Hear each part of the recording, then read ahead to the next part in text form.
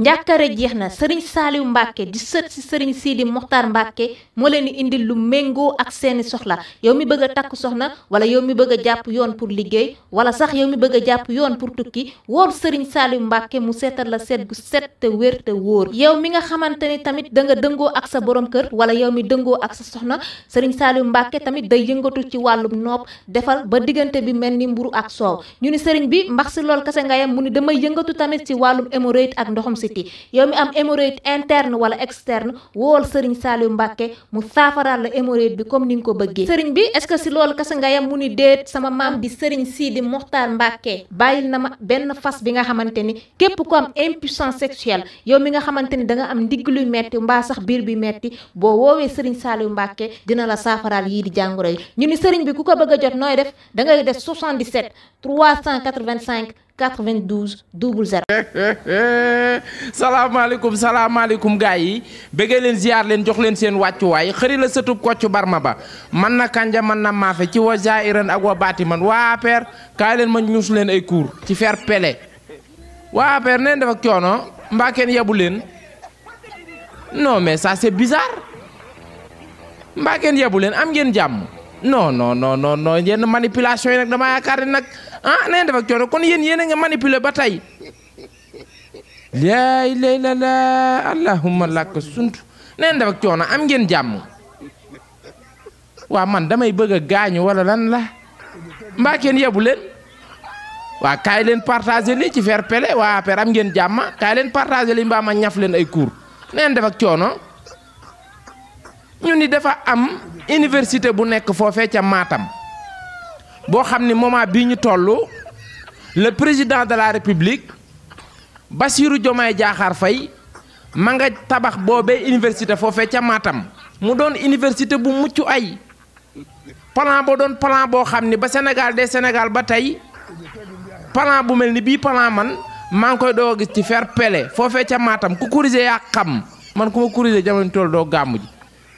laay la gars yi vraiment je suis tellement honteux parce que ces gens de manipulation vraiment il m'a quitté en haut damaa jële kaw parce que dafa am ay nit ñoo xam ni foofee ca Matam dañoo dem ci dexuk Matam gi dañ def ak coono barke yowmal xulóojil basar ne woon naa leen ñun waa Pastef ku ñu doxat ñu day la ci fair play xam naa comprendre du leen de barke yowmal xulóojil basar ku ñu doxat den la day ci fair play dafa am ay manipulateur ak ay manipulatrices yu dem foofee ca Matam dem ba ca dexuk Matam ga dex ga laa wax da dex ga ñu filmer dex gi ni voilà université bi nga xam ni le président Bassirou Diomaye Diakhar Faye ànd ak ministre am bu sell ba Abdourahmane Diouf maanaam boobee université Abdourahmane Diouf di tabax foofee ca Matam université bi daa taax dafa inondé ba maçon yi mënatuñoo liggéey dañoo taxaw lépp ci ay fen ak ay manipulation dëkk yéenekaay xëy fësal ni le ministre Abdourahmane Diouf a été là-bas dès le premier sang des poulets ku corriger yaa xam ndax coow li nga xamante ni yëkkati nañ ko ca université boobee ca Matam maanaam fekk ak dex filmer dex ga ni dex gii mooy université bi nga xam ni moom la ñuy tabax gis ngeen ko dafa inondé waa APR de Matam yéen a tax may wax de kaay leen partager li mbaa ma ñuus leen ay cours neen def ak coono am ngeen jàmm mais ça c'est bizarre bii manipulation dafa salte sax setul ab diil day set non ëppal ngeen nag te xër de yéen manipulation du ngeen dem sax xool ndox mu taa ngeen filmer ko xanaa dem ci dex filmer dex gi ni voilà université bii lañ doon tabax voilà université bi dafa inondé lépp ci ay fen neen def ak coono kaay leen partager li ci fair play ba tax na coow loolu bi mu yëkkatee vidéo yi commencé viral ci dex gi waxuma université ba dex gi vidéo bi dex gi commencé viral le ministre Abdourahmane Diouf daa di yeewu dès le premier sang des poulets dem Matam fekk maçon yi curuxi di liggéey waa APR yi manipulation moom lan la neen def ak coono ñun bu ngeen sonnul duñ sonn de ne woon naa la man xërisatu Kocc bi barke yow mal xulóojil basar ku nu doxot ñu day la ci fair play nga insisté ñu ñaf lay cours barke yow mal xulóojil basar pom du new or du përëm wurus du jamaa ak dex lañ filmé ni voilà université baa ngi nii ma ngay inondé te araam na kuy naan kaju xër ngeen de xanaa ngeen filmé taat ndox mu taa sax mais ak dex waa Matam ni ngeen di politique vulgaire na de allahumma laka sunt ak dex non waa Matam seen ni ngeen politique indice na yéen politique bu indice politique bu vaga boo ngeen di politique yéen manipulation sax man ngaa manipuler dem filmer ak dox ak kii maanaam filmer ndox mu taa wala nga filmer bâtiment bu inondé sax mais ak dex la gars yi dem filmer dex ni voilà université baa ngi nii le ministre Abdourahmane Diouf xëy talaxlaxi rakkam ni duma ko tay dem fekk maçon yooyu liggéey non waa APR bu Matam nag xër ngeen de non yéen manipulation bu indice bu violent ngeen di manipuler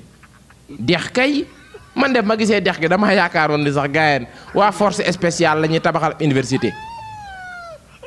benn commissaire laa ko mujjee laaj di woo commissaire mi ni ko kon waa marine nationale bu ñu leen di tabaxal université ci dex lañ koy tabax mu ni ma marine nationale sax bu ñu leen tabaxal université ci joor gi lañ koy tabax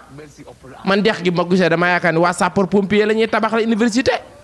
xanaa mool sax boo ko dee tabaxal université di nga ko génne ci joor gi barke yow mal xuloo jël basar waa Matam xër ngeen de ni ngeen di manipuler am na doole ñu tarax laxe jayi rakkam yi Ousmane Noël Dieng wuyu jël naa def ak coono Ousmane Noël Dieng a été convoqué par section de recherche yaa xam de da ngaa réewoon yow ku réewoon nga naa def ak coono wuyu jël ok ñu ni Baye Sonko barke yow mal xuloo jël basar Baye Bassirou Diomaye Faye këpp na yalwaan nga nag mani Baye Bassirou Diomaye Diakhar Faye këpp na yalwaan nga déclaration générale politique déclaration nangam Ousmane Sonko daa war a ñëw wax ji curuxi motion de censure le 11 day ñëw wax Baye Bassirou Diomaye Faye këpp yalwaan nga ci faire pele déclaration de politique générale ngeen bëggoon Baye Bassirou Diomaye Diakhar Faye jàppal na leen aw dat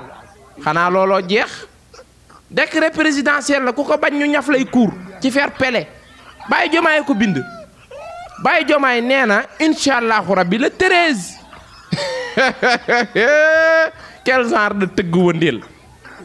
waa APR kon yéen du ngeen jéem a noppaloo xam ne ñii ngeen di jonganteel seeni bàyyi lan ci politique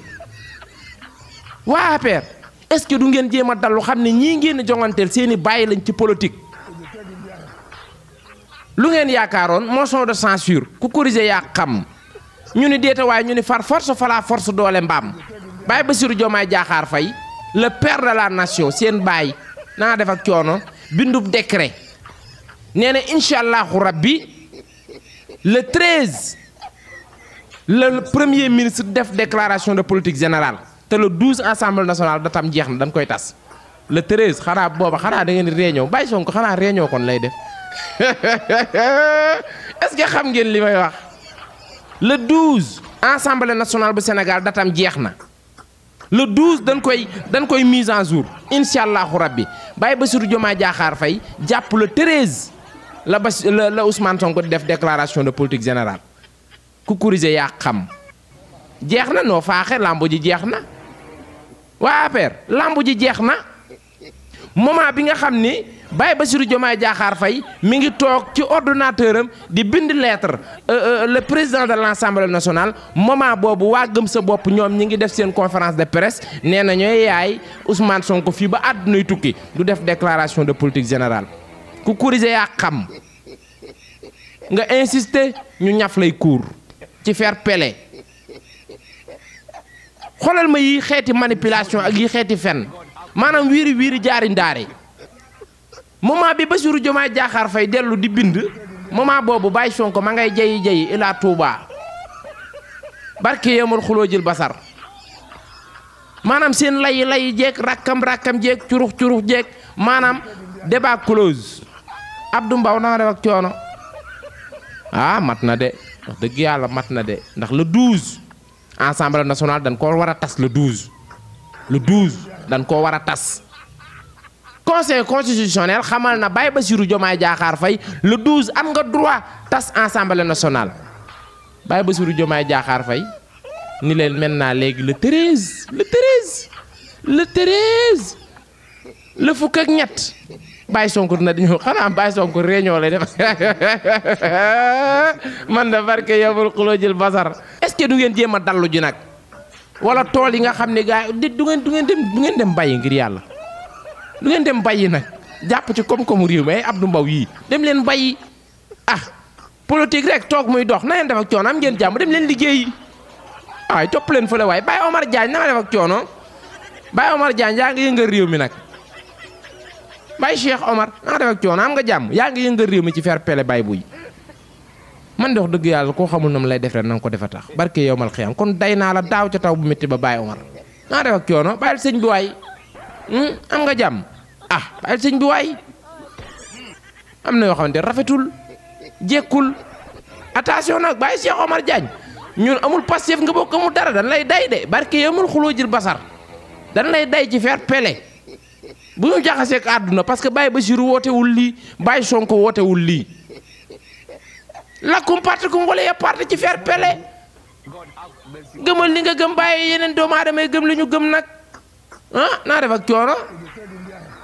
amul Pastef laa bokk la ñun suñ biir dañuy puubante bu ñu neexee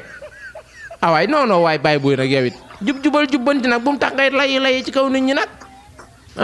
yaa ngi ni tax Baye Mbaye Pekh boobu ba léegi lu ma koy wax lu ko neex la ñuy wax fi mu ne nii Baye Mbaye Pekh bul may gars yi pouvoir suñ kaw bul may gars yi lu ñu wax pouvoir boo xam ne zéro faute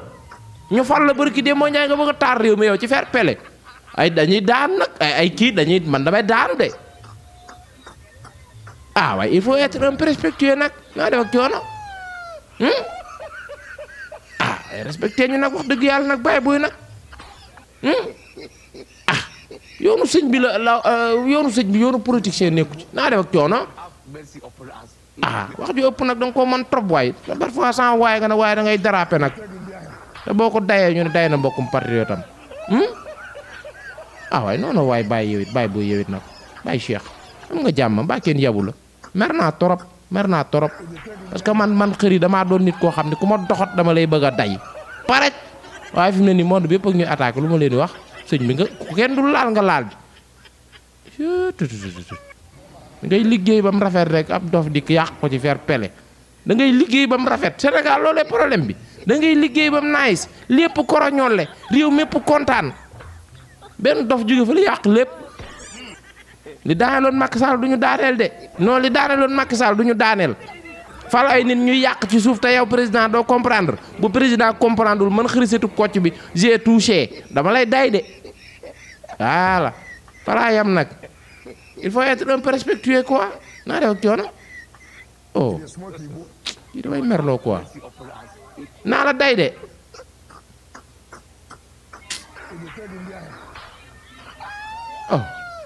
Cheikh da nga ëppal de manifestation de religieux musta am ci réew mi manifestation de religieux ba mus fi am xamal li ngay wax waay Sénégal moom mooy réew moo xam ne ku dulub murit ab tiijaan nga ku dulub tiijaan ab laayeen nga ku dulub laayeen ab ñaseen nga ku dulub ñaseen ab xaadir nga fi leen ko fekk fi leen koy baax respecté ñu waay ci fer pele yow it wala ma laa puub wala Baye Mbaye Pekh maa ngi ko séen mu taxaw ca kanam di lay di wax di ñu wax lu ko neex luñ ci man yaa ko tooñ jullit du tooñ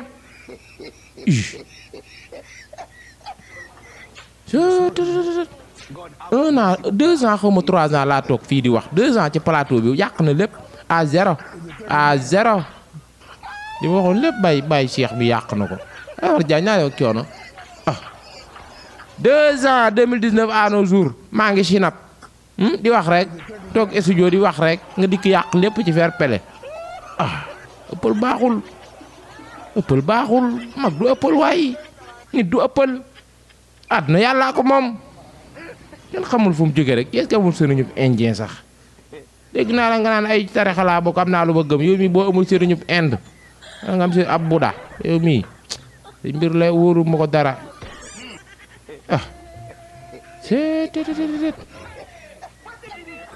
moo tax Baye Sonko séen naa ko parce que moom ku dem jàmm la ràcc séen naa ko ma ngay lay jëm Touba bu demee lu ñuy wax sëñ bi da ngay yor say kuufar ak say bitis di ko wax ku la dégg yaakaar ni Baye Bassirou la ko wax wala Baye Sonko fekk sa naf sa nga topp di lay sa poste bi moom xam naa ni dinaa ko mujj nangu yow naa la dàq de Baye Cheikh naa def ak yoon dama lay dàq de wóor na yàlla dama lay dàq ci faire pele waaye respecté ñu waay dëgg du rombi nopp de woy këpp gaal kenn du ko woy ci tefes laa la wax woy këpp gaal kenn du ko woy ci tefes xamal leen affaire tarixa yi boo ci duggee leen nga am sens interdit ci réew mi da ngay dox ba ci yàgg gars yi yan na cour ci faire pele ëppal baaxul njàkkare jeex na Serigne Saliou Mbacke di sët si Serigne Sidi Mokhtar Mbacke moo leen di indil lu méngoo ak seeni soxla yow mi bëgg a takk soxna wala yow mi bëgg a jàpp yoon pour liggéey wala sax yow mi bëgg a jàpp yoon pour tukki wool Serigne Saliou Mbacke mu seetal la seet gu set te wér te wóor yow mi nga xamante ni tamit da nga dëngoo ak sa borom kër wala yow mi dëngoo ak sa soxna Serigne Saliou Mbacke tamit day yëngatu ci wàllum nopp defal ba diggante bi mel ni mburu ak soow ñu ni Serigne bi mbax si lool kase nga yam mu ni damay yëngatu tamit ci wàllum hémorroïde ak ndoxum si yow mi am hémorroïde interne wala externe wool Serigne Saliou Mbacke mu saafaraal la hémorroïde bi comme ni nga ko bëggee Serigne bi est-ce que si loolu kese nga yam mu ni déet sama maam di Serigne Sidi Mokhtar Mbacke bàyyil na ma benn fas bi nga xamante ni képp ku am impuissance sexuelle yow mi nga xamante ni da nga am ndigg luy metti mbaa sax biir bi metti boo woowee Serigne Saliou Mbacke dina la saafaraal yii di jàngoro yi ñu ni Serigne bi ku ko bëgg a jot nooy def da ngay def 77 385 92 00